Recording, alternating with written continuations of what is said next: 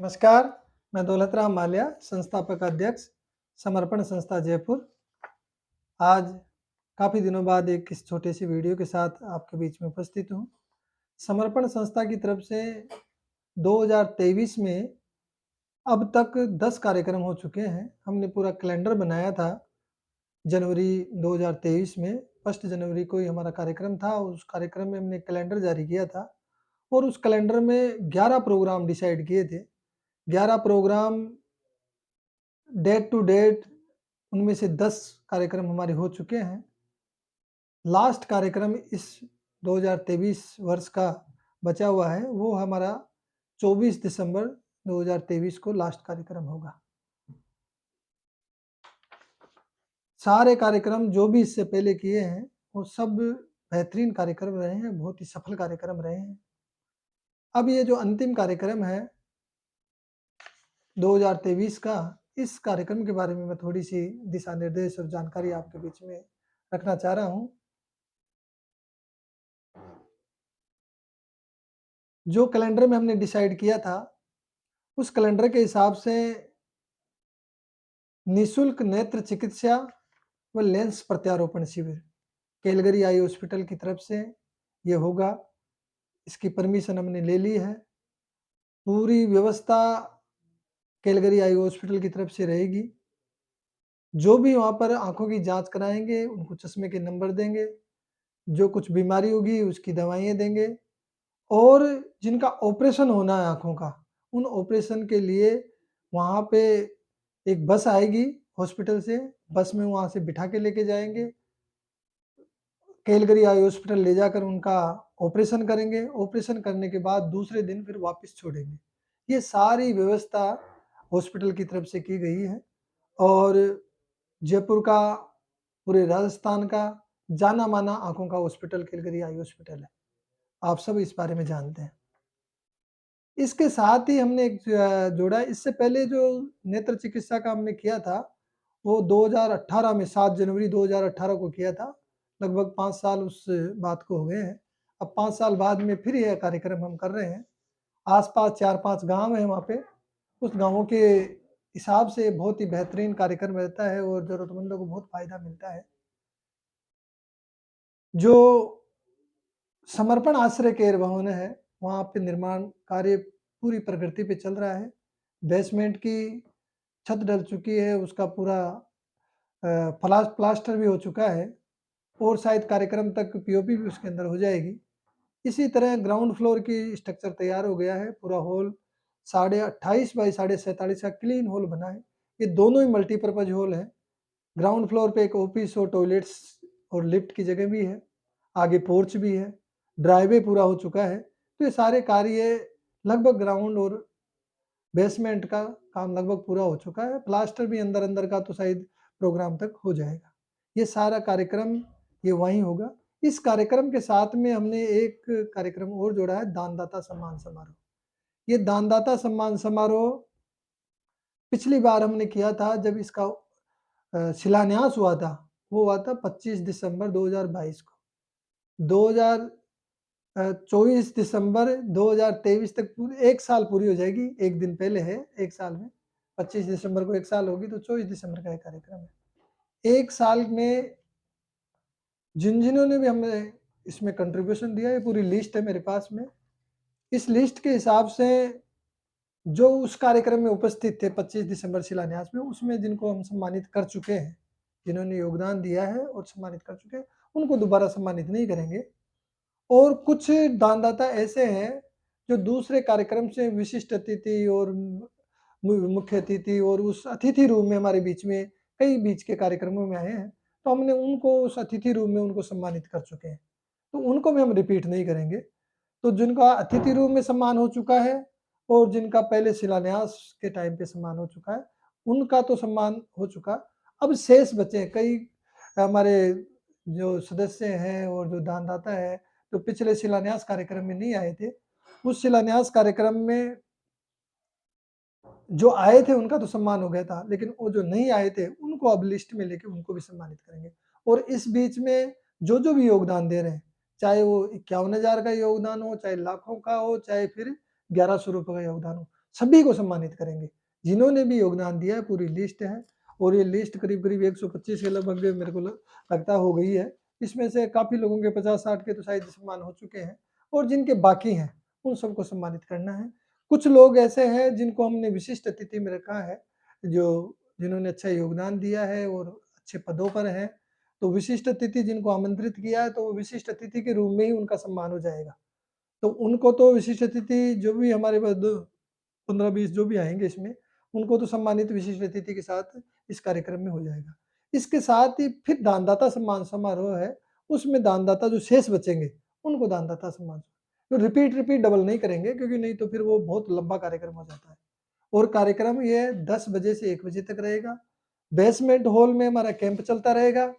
इसके साथ ही ground floor पे ये जो दानदाता सम्मान समारोह चलेगा, अंदर हॉल में ही करेंगे। तो मेरा निवेदन आप सबसे है कि आप इस कार्यक्रम में ज़रूर पधारें, और जो वॉलंटियर्स हैं, काफ़ी सारी व्यवस्थाएँ होगी, तो वॉलंटियर से भी मेरा निवेदन है कि अपना नाम हमारे त्रिलोक जी को लिखवा दें, जो कार्यालय प्रबंधक हैं, ताकि आपकी ड्यूटी पहले से निश्चित कर दें कि आपको क्या काम करना है।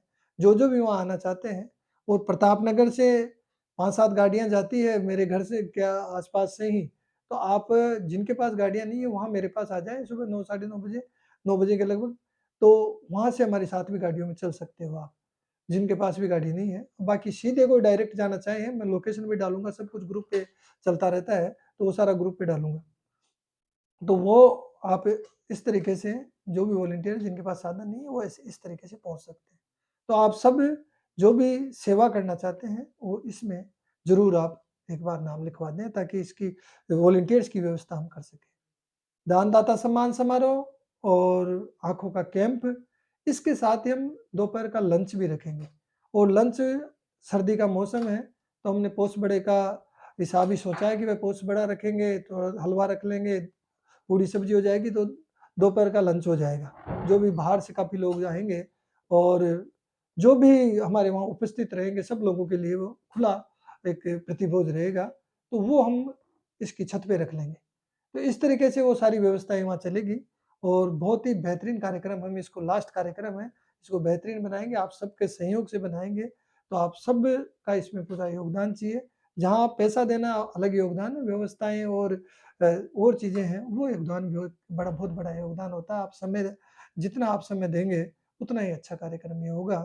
तो कार्यक्रम में हमारे चीफ गेस्ट जो आएँगे, वो चीफ गेस्ट अब की बार हमने राज्यसभा सांसद नीरज डांगी साहब को बुलाया है। नीरज डांगी साहब को पहले भी एक कार्यक्रम में 2021 में एक अवार्ड समारोह में उनको चीफ गेस्ट बुलाए थे।